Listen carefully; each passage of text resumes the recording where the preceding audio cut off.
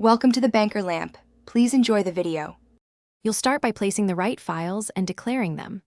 First, copy WAF2 and WAF into a project/fonts folder so browsers get modern and fallback formats. Next, verify the font family name inside the font metadata to avoid mismatches. Once done, open your stylus sheet and prepare a font face block. This step connects the file to CSS. Make sure to respect license restrictions and keep file names predictable, so linking is straightforward and error-free. Now you'll write a precise font face rule so the browser knows how to load and apply the custom type. Use local, first, then URL, with format WAF2 and a WAF fallback. This order speeds modern loads while covering older clients. Specify font weight and font style for variable or multiple files. Include font display. Swap to avoid invisible text and improve perceived performance.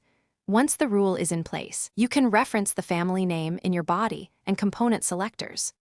Finally, you'll apply the font and verify it works across pages. In your CSS, set font family. My font, System UI, sans serif on body or specific elements and test visually. Once applied, inspect network and console to confirm files served with correct MIME types and 200 status. If you hit issues, clear caches, double-check relative paths, and verify cores or server rules that block font files. If problems persist, swap formats or test with a known good font to isolate the error.